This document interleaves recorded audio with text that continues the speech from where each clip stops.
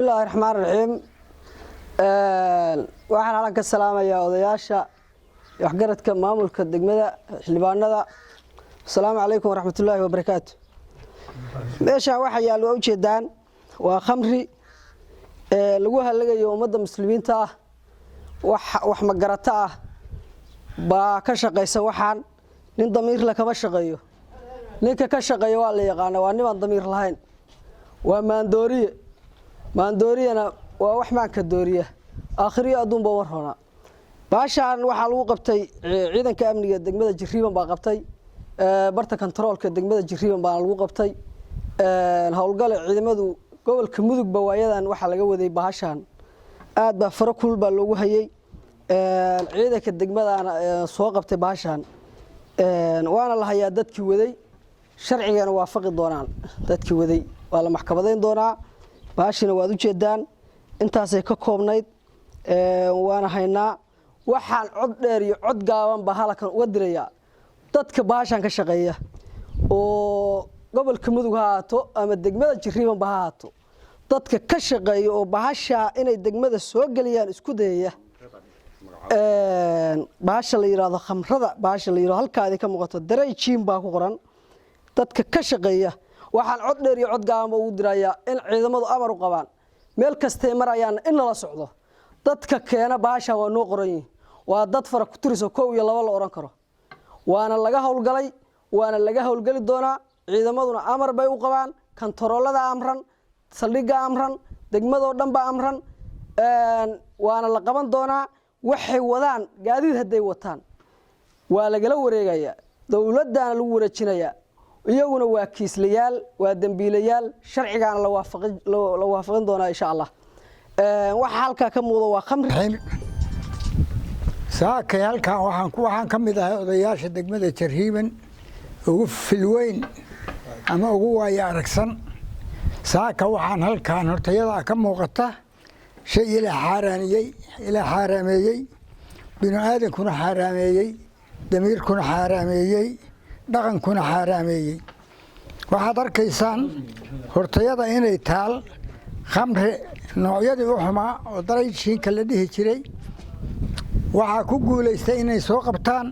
ilaahay mahadaha ka gaadho waxa ku guuleystay booliiska jooga degmada Jiriban iyo shacabka u sahlaya shaqada la shaqeynaya baa sahlay ayaga gacanta ku dhigay saakana waxay nooga dhigeen testimony inay qabteen oo ku guuleysteen waxaan codsanaynaa dadweynaha waxaan ka codsanaynaa inay booliiska la shaqeeyaan inay u soo sheegaan gacanta ayaga laakiin taladu waxay ku jirtaa dadweynaha dhexdiisa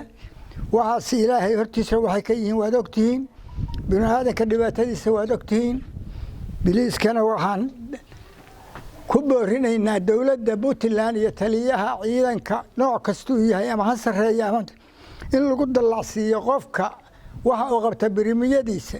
in la siiyo waagi hore birimiya la bixin jiray haatan ninka xun lama meertadiisa lama mariyo ninka fiican oo wax soo qabtaan lama birimiyaareysa ugu dhiiradaan waxa soo kale inay qabtaan waxaan codsanaynaa in abaalmarin la siiyo annaguna abaalmarin baan siinaynaa haddaan nahay degmada iyo odayaasha waxaan kale codsanaynaa xukunka waa la sahlaa waan ognahay annagu haddaan soo gudbino dambeelihii waa la hayaa khamrigiina waa la hayaa haddaan soo gudbino waxaa laga yaabaa in meel la geegeeyo aan haatan tilmaamayn dabadeedna la arkaa asagoo suuqa marahaya waxaan codsanaynaa dawladda Puntland u sheegaynaa federaal u sheegaynaa amniga u sheegaynaa waxaas haddii la sahlo ninkii soo qabtana waa himad xumaanaya sharcigana waa la jebinaya in abaalkoodii la mariyo waxay sharciga u leeyihiin waa la yaqaan in la mariyo inaan laga hakran annaguna waxaan soo jeedinaynaa wax allaale waxay dambi leeyihiin in lagu qaado bismillaahir rahmaanir rahiim lamaan waxaan salaamayaa khiyaarta meesha isku timid ujeedkaygu waxa weeye saaka inaan ka hadlo khamriga halka yaalla oo dilaaga ah waxaan u mahad celinayaa maamulka degmada Jiriban xasan booliiska degmada Jiriban jooga sida sharafta leh oo ay howlgalka u galeen oo ay u qabteen mar labaad waxaan u mahad celinayaa maamulka gudoomiyaha ku-xigeenka degmada oo saaka meesha jooga mar saddexaad waxaan u mahad celinayaa odayaasha ka soo qaybgalayaasha meesha jooga oo iyaguna arrintaas iyo dadweynaha dhammaan waxaan ugu mahad celinayaa dilaagaas saaka arrintiisa la iskugu yimid intaa markaan kaga gudbo meesha waxaa yaalla waa khamri sida uu idiin sheegay taliyaha booliiska degmada Jariiman oo idiin sheegay odayaasha degmada Jariiman aan idiin sheegayna anagoo dhan dhammaan aan ku dhanahay reer Jariiman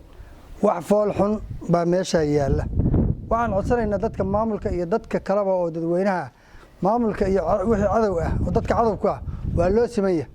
xukuumadda kaliya inaan laga sugin dadweynahana waxaan leeyahay arrintaas in kulligeed la wada qabto in la raadiyo dad yaryar baa meesha soo geliya oo dadkaas yani bahalkaa keenay iyaga waxay ka imaanayaan meel kastoo aynu joogno oo waddada wadaagsan waddada nugaal waddada meel kasta ka keenaan in qof walba hadduu ilaaliyo sooma gudbi karayso meesha waa meeshii ugu dambeysay Puntland meeshii bari ugu xigtay weeye qofka intaasi soo jiidhay oo soo madhay intaasna haddii dadaal jiro kulli waa la arki lahaa saaka waxaynu joognaa saldhiggii booliiska annagoo ah waxgaradkii odayaashii maamulkii booliiskii iyo bulshadiiba isugu jira waxaan halkan lagu soo bandhigay khamridaas oo shala la qabtay oo ciidamada booliisku ay qabteen aad baanu u soo dhaweynaynaa sida sharafta leh ay u soo qabteen ciidanka booliiska iyo shacabka oo la shaqeynayay oo permissionka soo siiyay oo la socday ayaga laftooda permission ka soo bixiyay oo la wadaagay booliiska si wanaagsan oo la shaqeeya shacabka degmada Jariiman sidaas marka waxa dadkii permissionka soo bixiyay oo la soo wadaagay booliiska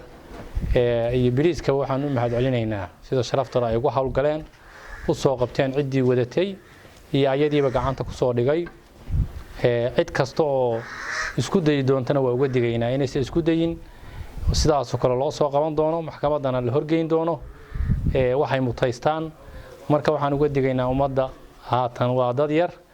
dadka yar oo waxa weeye waxaas dhaqankoodu yahay ama ku dhex jiraa inay ka tanasulaan oo ka waantoobaan oo ay ku cilmi qaataan inta hadda la soo qabtay ciqaabta ay mutaysanayaan iyo xabsiga iyo sharciyada ay marayaanna waa la soo bandhigi doonaa way la tahay iyo maxkamad marka waxaan leenahay ciddii isku dayday la arag la qabayna ayagii khamrigoodiiba ciddii waxaan uga digaynaa ciddii dambe isku dayi doonta arrintaas ama ku dhex jidhay ama isku day ka samayn doonta waxaan leenahay arrintaa ka waantoobeen ummadda islaamkana waxaas wax u bannaan ma aha waa wax xaaraan ah waa khamri waa maandooriye waa dilaa waxaan leenahay marka waxa weeye ku soo dhawaada marka waxa weeye waxaan ku soo dhaweynayaa ninka la yiraahdo gudoomiyaha degmada Jariiman والسلام عليكم ورحمة الله وبركاته. بسم الله الرحمن الرحيم الحمد لله رب العالمين. دمان waxaan salaamayaa inta meeshan joogta intii hadashay iyo inta aamusan inta dhow iyo inta dheer inta codkayagu gaaro iyo inta soo gaarin labadaba inta kadib waxaan ka hadlaynaa meeshan waa degmada Jariiman saldhigii degmada Jariiman weeye waa arkaysaan dhinaca waxa taagan taliyihii saldhiga dhinaca kale waxa iga taagan xildhibaan degmada ah Dayib Cabdi Cali Barre dhinacaas waxa taagan odayaashii iyo nabadoonnadii baa jooga halka waxa yaala waa khamrigaas runtii waxaan oran karaa anigu saaka dadka u hortaay baan ku jiraa dadka ugu hortaay iyadoo saan ah ma saaka ku jiraan waxa weeye anigu khamriga waa maqli jiray waxyaabo la sito marley waxa soo faasta waa khamrana meel fog waa iga muuqdeen laakiin saaka ka hor sidaan kale ulama kulmin waxa uu qabo wax yar inay tahay waxa ma weyn uma qabin waxa lagu soo qabtay degmada Jariiman gudaheeda laga soo qabtay dadka isticmaalayana waxay ahaayeen dad u dhashay degmada Jariiman waxa laga keenay lagu ma sameeyay degmada Jariiman gudaheeda saan ognahay waxa laga keenay dhul fog baa laga keenay arrin badan bay soo martay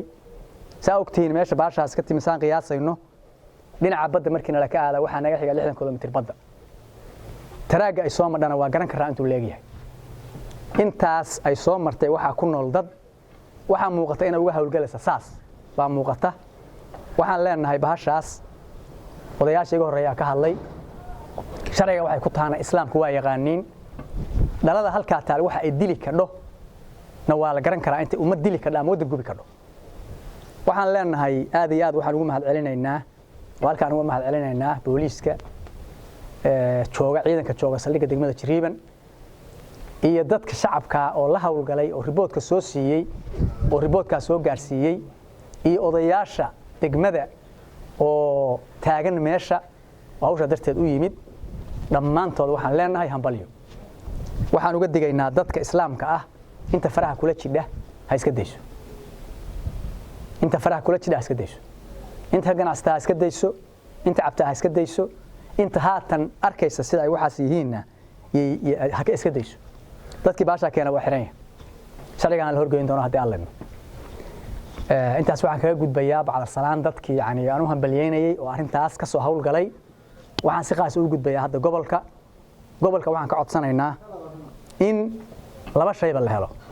kow in bahasha laga hawlgalo si dhab looga hawlgalo inta Soomaali hal wada loo degmada Jariiban wax soo maraan galka ay uga yimaada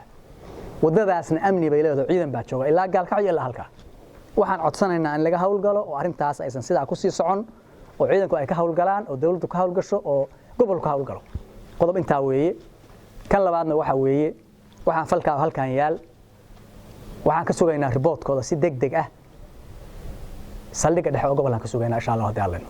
iyo taliyaha qaybta ayaan ka sugaynaa waxaana doonayaa in waqti nagu qaadan waxa kani waa sidoo daba dhici doona waa soo kordhayaan waxa laga yaabaa awal way jireen maanta mar haddaan saa ula kulanana waa la tacaali doonaa hadii alla waxaan aad u soo dhaweynaynaa oo codsanaynaa mar labaad iyo mar saddexaad degmada way ballaaranta wadooyin badan baana soo gala waxaan u baahanahay ciidan ka hawlgala waxa nooca kana degmada way ogtiin mashaariica ka socda dad baa jooga barnaamijyo badan bay u baahan tahay ciidanka jooga kuma filla waxaan aad u codsanaynaa waqtigan dhow asbuucan gudihiisa haddaan nahay degmada Jariiban inaan helo ciidan ka hawlgala amniga degmada iyo horsocodka degmada labadaba aad baan idin salaamayaa waxa kana waxaan codsanaynaa in waqti nagu qaadan insha Allah bilkariin waan la tacaali doonaa. Assalaamu calaykum waraxmatullaahi